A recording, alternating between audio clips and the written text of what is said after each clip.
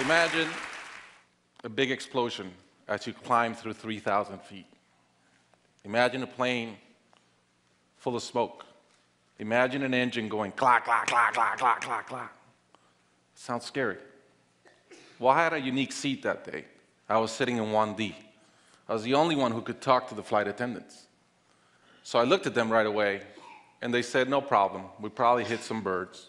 The pilot had already turned the plane around, and we weren't that far. You could see Manhattan.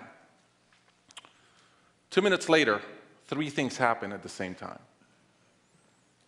The pilot lines up the plane with the Hudson River. It's usually not the route.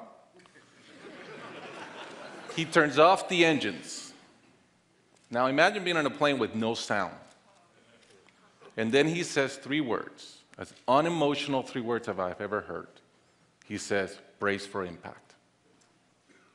I didn't have to talk to the flight attendant anymore. I could see in her eyes, it was terror. Life was over. And I want to share with you 3 things I learned about myself that day.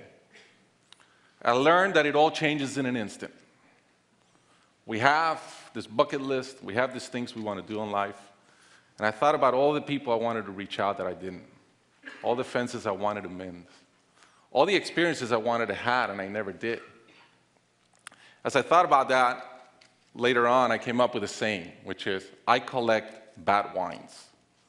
Because if the wine is ready and the person is there, I'm opening it.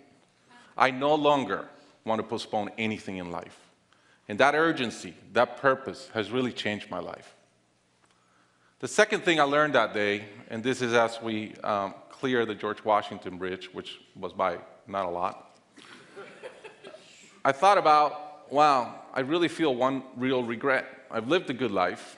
In my own humanity and mistakes, I've tried to get better at everything I've tried.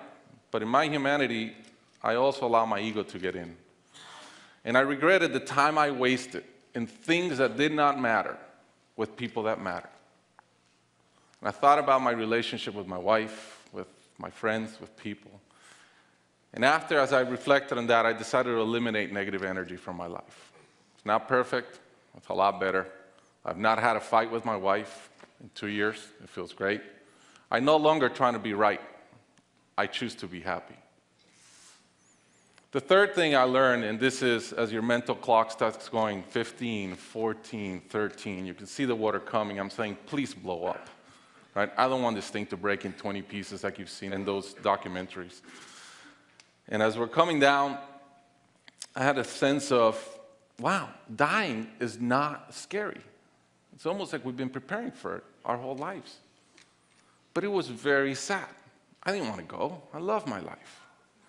And that sadness really framed in one thought, which is, I only wish for one thing. I only wish I could see my kids grow up. About a month later, I was in a performance by my daughter, first grader, not much artistic talent, yet. And I'm bawling, I'm crying like a little kid. And it made all the sense in the world to me. I realized at that point, by connecting those 2 dots, that the only thing that matters in my life is being a great dad. Above all, the only goal I have in life is to be a good dad. I was given the gift of a miracle of not dying that day. I was given another gift, which was to be able to see into the future and come back and live differently. I challenge you guys that are flying today. Imagine the same thing happens on your plane, and please don't. But imagine, and how would you change? What would you get done that you're waiting to get done because you think you'll be here forever? How would you change your relationships and the negative energy in them? And more than anything, are you being the best parent you can?